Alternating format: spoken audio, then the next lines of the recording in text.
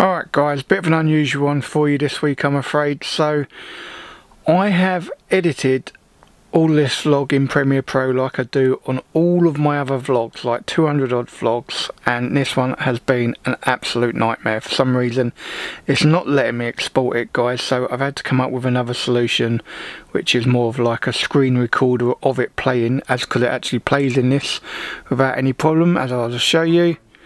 But when I try exporting it, it doesn't work. So I do not have time. It's like 10 to 11 Friday evening. I do not have time to edit the whole thing all over again. So I've had to do a screen grab guys, so I apologise if the quality isn't what you normally get from my channel. But I just don't have time with doing so many, you know, two vlogs in the week. I've literally only just finished this within the last few hours, so apologise guys. I hope you enjoyed the vlog. I will definitely try and get the next one correct. I don't know what's up with this program at the minute, but I hope you enjoy it guys.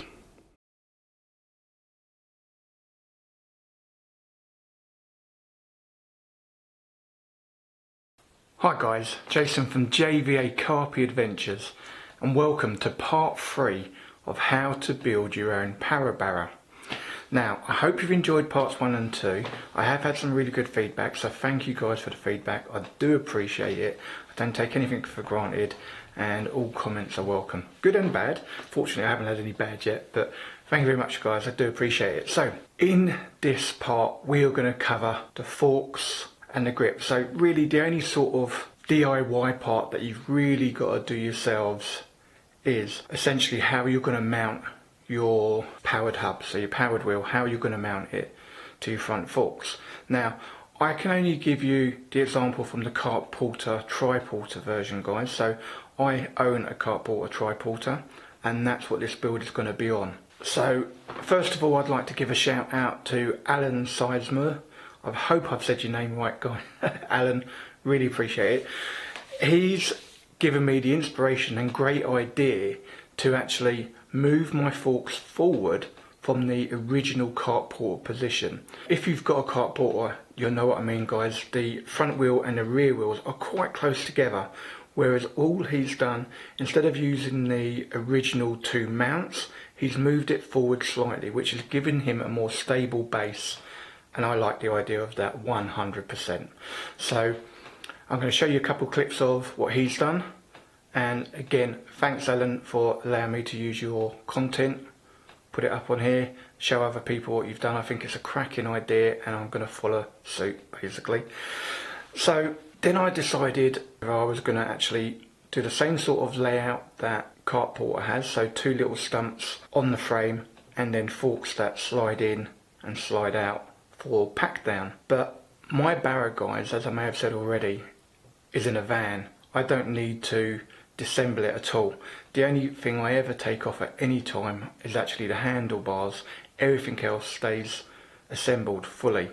So it didn't make any sense to me to put 2 little stumps on the frame and then add forks that would then go on and then need to be screwed on. So I've decided to make my own forks and just weld them onto the frame. Now I totally accept guys, that's going to be outside the scope for a lot of you guys. This is a DIY build project and I don't expect all of you guys to do anything like this. So I'm going to show you some more options. There are brackets that you can buy on the Facebook page. So like I said in the very first vlog, make sure you are a member of, I think it's Cart Barrow Conversions, something like that guys. I will put it up here so you can see. Make sure you're a member of this group guys, because there's so much good advice out there. Loads of guys on there that have already done this time and time again, and they're only too happy to give you help and advice. I've been seeking help and advice on matters on there, and you should too. So back to the forks. I've decided I'm going to weld mine on permanently. So like I said, if you want to use your existing forks, you can cut the spindles off or leave them attached. People have done both. And you can buy brackets that you can simply bolt on. So you would need to drill a couple of holes in each of your fork legs and then bolt the plates on. And you may need to add spacers to your wheel hub so that they line up correctly. Now, I'm going to do away with a spacer bit, so I'm not going to need spacers. I'm going to actually put the uprights. I'm going to make the uprights first, guys, which you're going to see on this vlog. Once I've made them, I'll put them onto the wheel, then off of the wheel up to the frame, mark it out, then weld them in place. So I won't need to use any more washers other than what came with the hub. But that's because I've got the option to do that, guys. And just to, on that front, I am not a welder by trade or anything, guys. What happened was, a few years ago when I had my first fishmobile, it was a bit of a bad buy and it was falling apart. The rear wheel arches had gone, there was loads of floor work that was gone, there was some framework that had gone. I'd already paid someone £150 to put a little plate in the footwell, and once I stripped everything out to clean it, I realised that it needed a lot more work. So I thought, you know what, I'll buy myself a welder, teach myself what to do and crack on. It wasn't perfect, guys, but it was good enough to pass an MOT and all the rest. So I'm happy enough that my welds will be strong for this application and it will be good enough. So you're going to see all of that throughout, but from the DIY perspective, I wouldn't expect you guys to do this. I would probably expect you to either go for some ready-made forks or the brackets, and well, both brackets actually. So the bracket for the forks and also the bracket for the grip, whatever grip you've got. So I've got the thumb screw grip. So first of all, let me just show you what I've decided to buy. It seems to be what most people are using, so I've kind of followed suit, guys, again following advice from others. So I've simply got a 5mm plate bar. You see that's quite thick. That is, you know, that's really sturdy. So I will cut this in half, put a little V in both ends, and that's what the forks are actually, the wheel hub, are going to go into, guys. Now my forks is going to be made of by 25mm bar, square bar, and that is actually 2mm thick. The original one on the cart porters is actually 1.5mm thick, guys, so this is a little bit more sturdy and I think it should work well. Obviously when I put these on, the welding on this needs to be absolutely spot on. It can't be half good, it has to be very good. I've got to get a good bite into this and a good bite into what's on the frame, but I'm sure I should be able to do that. And then for the thumb screw throttle, I've got 22, I think it's 22mm bar, guys. It doesn't need to be super strong, but I'm going to fabricate a handle for this, for my thumb screw. And all of those, guys, I think cost me about £18. So not a lot of money, and bear in mind I've bought the bar because I'm going to make my forks fresh, so I'll be able to take my old wheel off and keep it as a spare should I ever need it. Obviously it won't work with the other forks welded in place, but I have actually got another Barrow as well, so just in case I ever need it, I'll be keeping that. Alright guys, just to let you know as well, obviously you've got to make some cutouts in these for the wheel hub, and I believe the cutout you need is 10mm. So this is 30mm wide, guys, so I've given myself, you know, 1/3 either side, which is going to be really strong for this application, guys. And I've left it quite long. I think this was 15cm maybe, guys. Looks about half the size of it, so it's probably 15cm. So I've probably got like about 7.5cm for each one. It's just to give me plenty of room to essentially weld it onto the bottom of that, guys, okay? So that's essentially how it will be once we've got it all sorted. That'll be welded on there all the way around in all directions, and that'll be my forks. Alright guys, so before I start doing anything to it, I thought I'd show you my old cart porter tri-porter, guys. So I'll just point out what Alan Sizemore did, and that was essentially, let's go around to the front wheel, try and have a look at it from down here, guys. It will be easier if I put it all upside down, but I might just show you from here. I'll show you from above, sorry guys. Right. So essentially the forks currently are on this bit going across, and all he's done is move them from there essentially to there. So just move them forward. I don't know, I guess that's probably about 7 or 8 inches. I'll measure it later, but yeah. And obviously it makes it a lot more stable. Not that I've ever had any problems with it, guys, I haven't, if I'm honest, but I do think if you're going to do a project like this and there's any upgrades you can do along the way, it's definitely got to be worth doing, hasn't it? So the first thing I want to do is find out the angle of that front wheel. So I kind of don't need all the additional bars on, so I'm going to take those off. Alright guys, so just pulling off all the bars and all the rest of it, just want to say to you, look, when you're doing this sort of thing, always worthwhile to get yourself a little container and just put all the knobs in so you don't lose any when you come to put it all back and find you're missing one, guys. Just a little tip there, guys. Okay guys, so now we've got the Barrow down to pretty much the bare bones, but we've still got the back wheel on. Now I could unhook the rear wheels, they come off quite easily, but I think, to be fair, just for the sake of one what looks to be about a 10mm bolt, I'd rather just take them off. Now before I take them off, I will zoom in on the joint and just take a little picture. Reason being, there's washers on that side, there's washers on that side. It will help remind me at a later date where they went. And I do that with everything I do, guys. If there's something I'm taking apart that I'm not totally sure I'm going to remember in a week or so when I'm putting it back together, take yourself a picture on your phone or whatever. I use it for my job all the time. Just another little handy tip there, guys. Okay guys, so now we are literally down to the frame and the forks. Now as you probably see, I've put it on one of those old workmates. It's always good to work at a safe height, guys, rather than bending over, working on the floor and that sort of thing.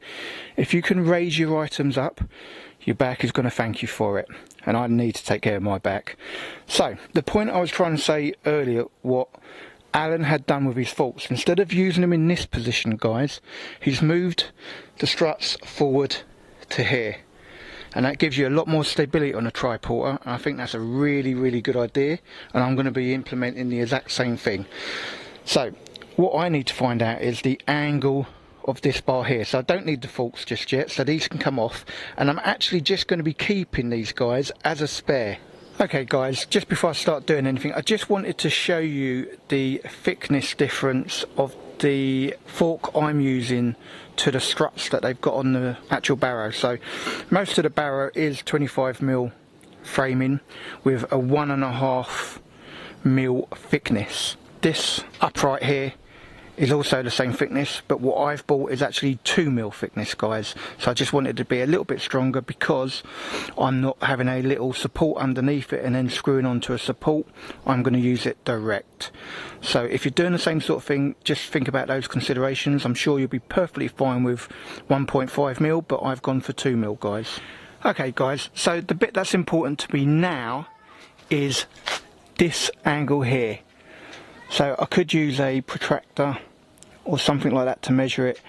I'm simply going to get myself a bit of card, cut that shape, and then scribe it across the bottom and then marry it up. Just doing it nice and simple, guys. As long as they're both on the exact same angle and it's not far off of that, then that's going to be good enough for me.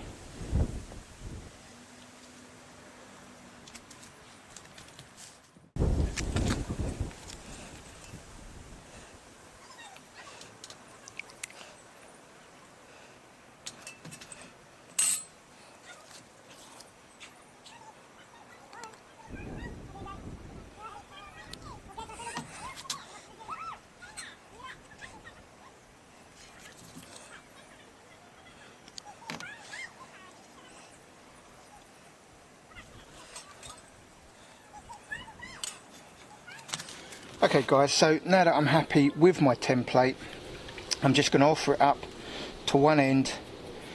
Make sure you've got this lined up nicely and square, and then I'm going to mark it.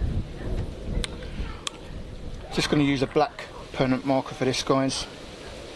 You can scribe it if you're used to doing metal work. Now I'm just going to do that, and then I'm going to flip it. And I could use a set square to come across here, but I'm just going to go to there. Now obviously what I need to do is reverse that over. Again, put it down to the corner, line up the edges, make sure it's all square, and then just put a mark on there. Now if I come to here, I should have a line that should be straight enough.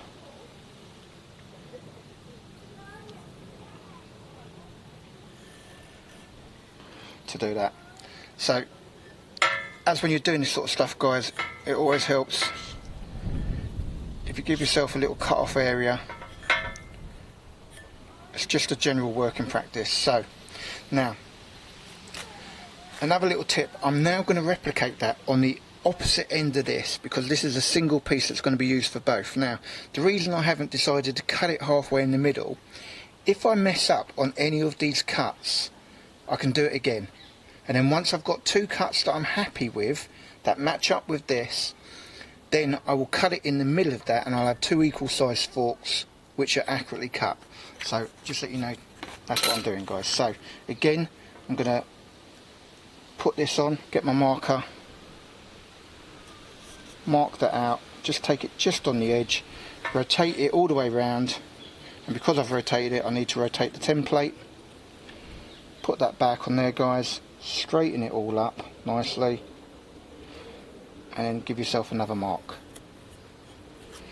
Roll it back round, join up these two, come around a bit more on one than the other, but that's alright, they will join up, and then just mark it for a cut off area. Now I'll be using an angle grinder on this, guys, but if you haven't got an angle grinder, get yourself one of the larger hacksaws and you can just hacksaw that off. If you're making your forks yourself, guys, I don't expect everyone to do this, but this is obviously what I'm doing for my build. So I'm going to get those cut and then come back to you. Okay, guys, so now I've marked up the forks with the correct angle that I need to cut them. So I'm going to use an angle grinder to do so, guys. If you don't have one, you could use a hacksaw, or if you're not doing this sort of forks, then you don't need to do it at all. Now, a couple of things I'm going to mention, guys. Obviously, you can see I'm now wearing a bit of an overcoat here. This is actually a welding jacket that I bought when I was doing the van, so years later I'm using it again. So if you do buy yourself stuff like this, get something decent. It will last you forever and it's a worthwhile investment. Obviously, I could wear safety goggles, but I find when you're using the angle grinder, you'll get sparks flying all over the place, so I prefer a full face visor, guys. It's just, you know, keep yourself safe, especially your eyes. And the other thing, if you're using an angle grinder, make sure you've got a guard on it. If these ever break, they'll hit the guard and not into your arm, hopefully. And note the direction of rotation. I will film it for you guys, but I'm going to move the camera back. Obviously, I don't want to damage the camera.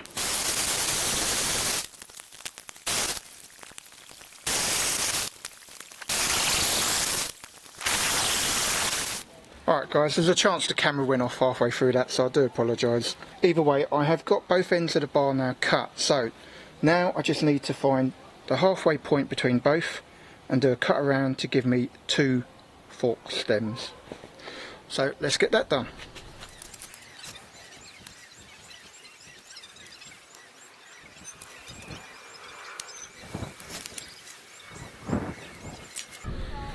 Alright, guys, should probably say, if you're transferring a line across stuff, having something like a set square is really going to help you. You'll make sure you get it in the right place all the time.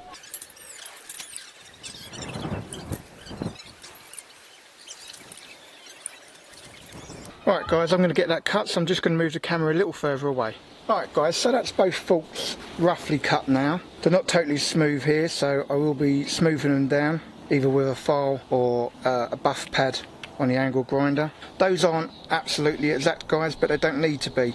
They're going to be having a plate welded onto the side, so they're not too relevant. But again, we will clean these up and tidy these up so they look nice. On to the next part, guys, making the plates that go onto these. Right, guys, I was about to pack everything away. I just realised I hadn't kind of shown you them up against the frame, so let's put them on and show you roughly where they're going to go.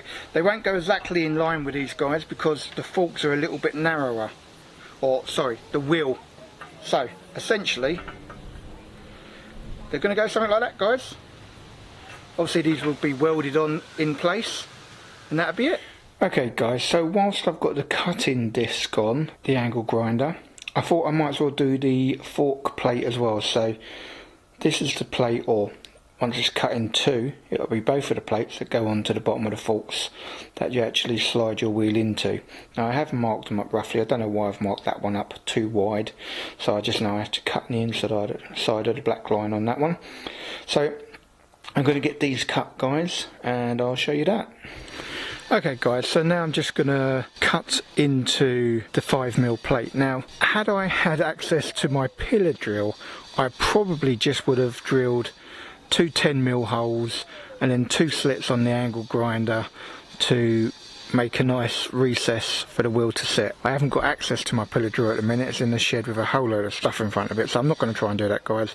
I'm just going to make a series of slits with the angle grinder, with the angle grinder, but using a cutting disc, and then I'll literally just grind them out to make it the plate I need, and then I'll cut the plate in half, and then I'll have two separate halves. So again, all the safety precautions, guys. I've got gloves, I've got a jacket on, and I've got a face shield, so I'm being safe.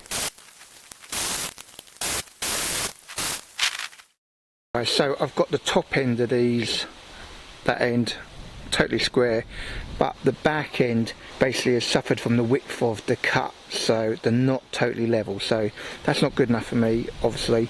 So I'm going to put a grinding disc onto the angle grinder, and I'm just going to make sure these are exactly level, guys. Okay guys, so I've just changed the cutting disc on the angle grinder to a grinding disc for metal, and I'm just going to grind it off. Then I'm going to tidy up all the little burrs and rough edges on these, and also the two fork struts that we done before.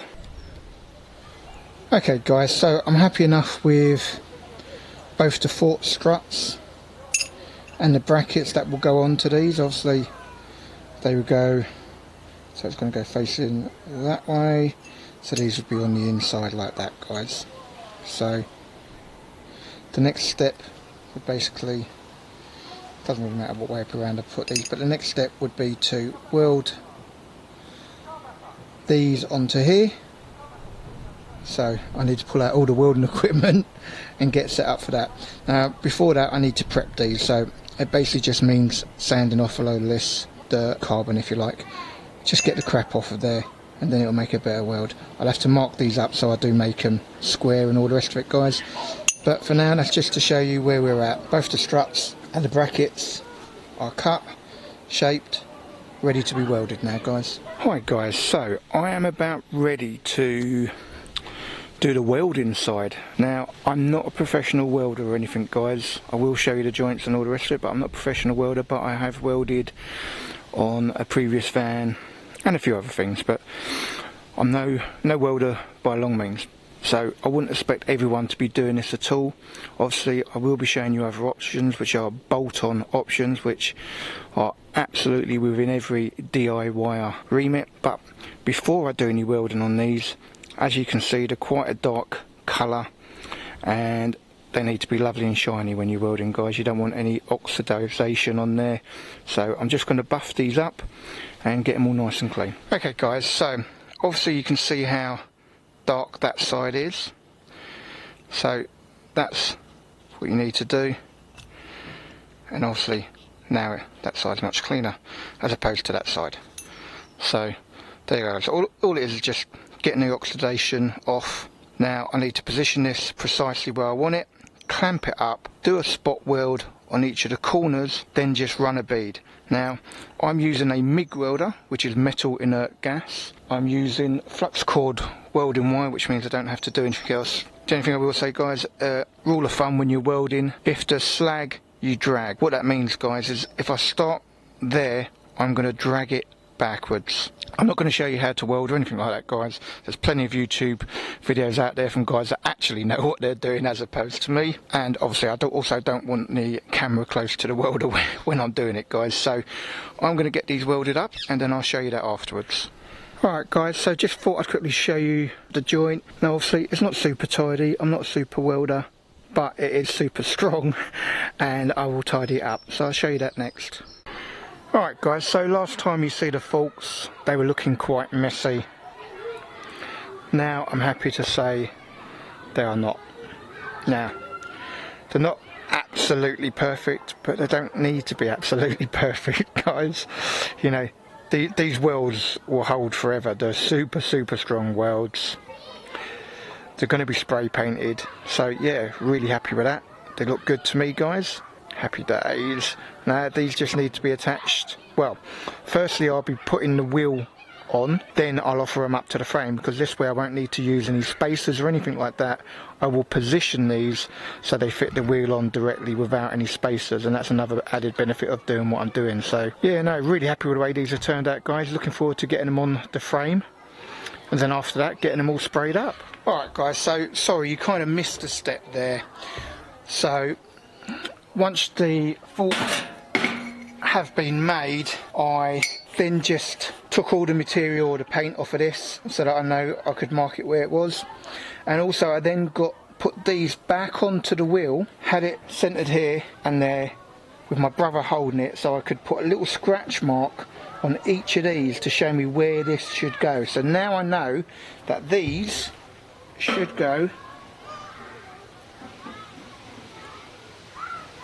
about there and about there, guys. So this is going to make it even now, and it's just a case of welding this in place, which I think is going to be a job for another day because I've got Emma coming over. But there we go, guys, that's where we've got to now, getting closer each day.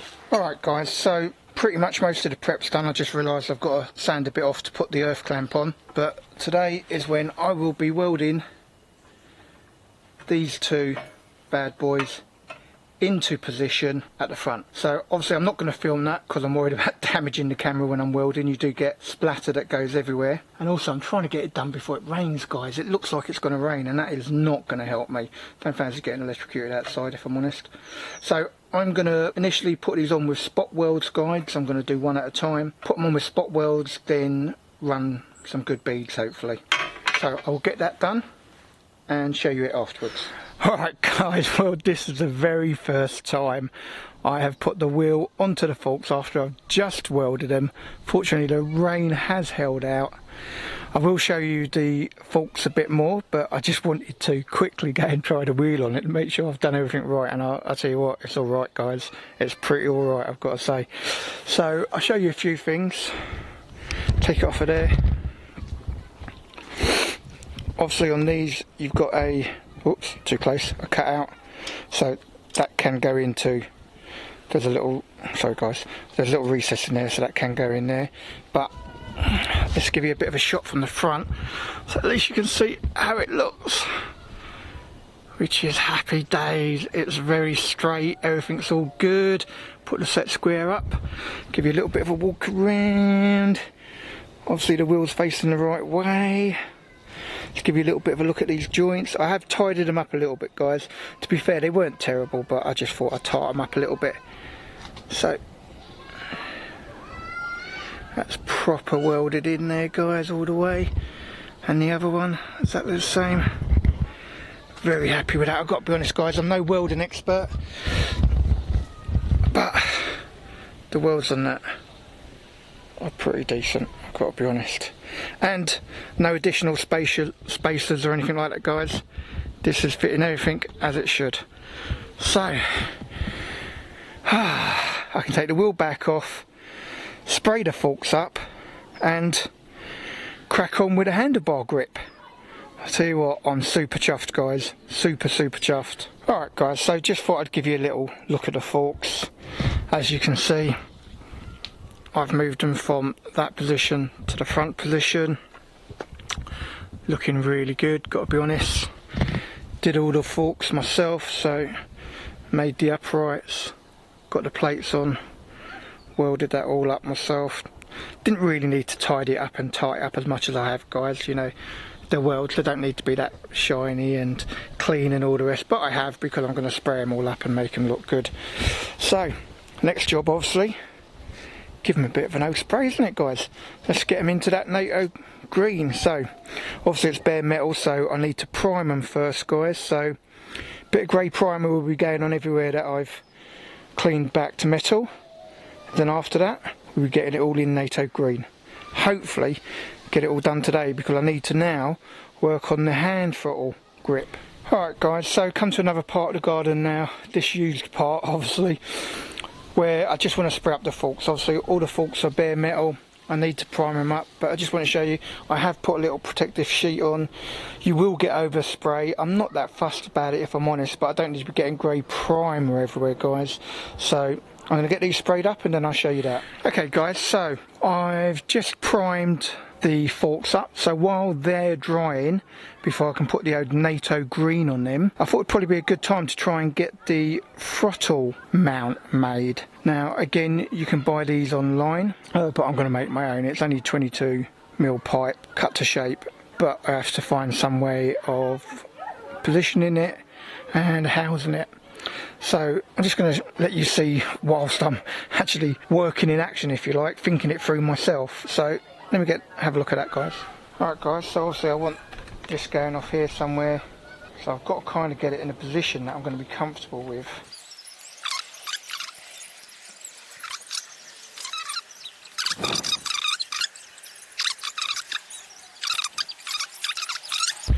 Alright guys, so I'm using 22mm tube, and hopefully you can see that I've just marked it off. That's all I need. I've bought big bit, but that's all I'm going to need just to make the bracket. And I believe I've got some 2mm plate in the shed from when I was welding the van up, so I'm going to get some of that and we'll just make a little plate that goes from here onto the handlebars. But first thing, I just quickly get that cut.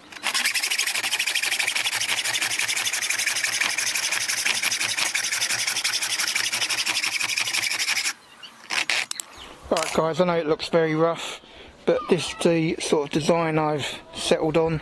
Will make more sense once it's all cut out, welded together. But this is going to be my throttle holder.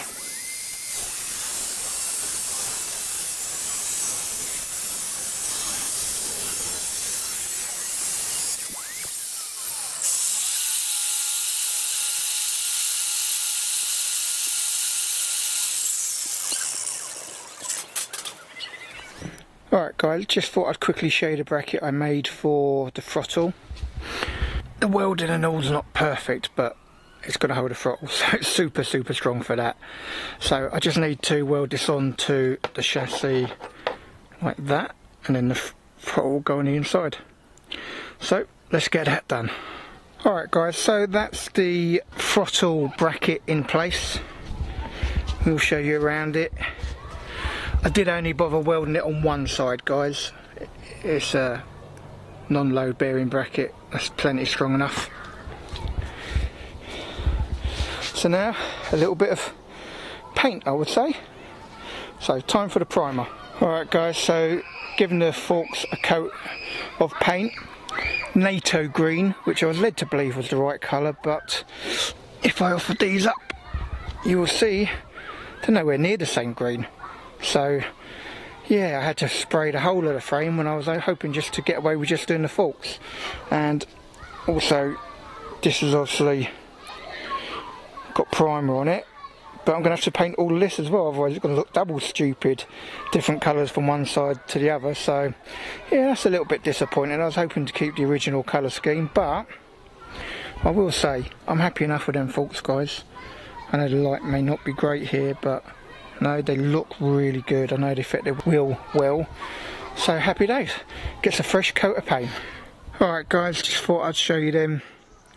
So that's obviously the throttle bracket and being sprayed. Can't say I totally love this paint, but I'm sure it'll grow on me. So if I want to make the whole buggy that colour, I'm going to have to get some more cans, but knowing me and the fact that I don't have OCD or anything like that, I'll probably just leave it. Anyway, I think we're coming to the end of part number 3, guys. Hi guys, what a vlog this has been. So I decided to pair the forks and the throttle bracket together. I probably should have done them separate, guys, I've got to be honest. I've been doing loads of editing this week, which means the review that would have come out yesterday for the Vortex from Stealth Cams, I've been doing this week. Been trying to get the forks made this week and then get the vlog out on today, Saturday. So yeah, been a mental week for trying to get stuff done, guys. So I should have separated them, but I didn't. So you've got to see me make the forks from scratch, whereas I hope most of you will probably just buy yourself the brackets, drill yourself a few holes, bolt them on, and be able to use them quite simply like that, with a few additional washers perhaps on the spindle, so that you bring it out to where your brackets will be. That is the easiest way, guys, and for the average DIY that is well within your means. So that's the route I would suggest. Obviously I've done it differently, guys, but I've been able to weld previously, so I've chose to go that route, and I wanted to make some alterations. So firstly, let's show you how they come out. Now obviously I wasn't quite happy with the paint. I thought what I ordered was what matched the carport colour, and it's not even anywhere near. It's more like a British racing green if you ask me, but I'm not that fussed, if I'm honest, guys. I don't have OCD or anything like that. I'm not going to initially paint all the other panels. Now if I find it bothers me somewhere down the line, then I probably will paint them all, but I'll probably change the colour completely, guys, make it something different. So let's show you how the faults come out. I hope you like them. I'm very happy with them, so let's show you them. Right, guys, so firstly I will show you a bit of a side view. Probably not good that I'm holding the bit about to replace. So obviously this is where they should have been, that's where they are now, so that's going to give me a lot more stability.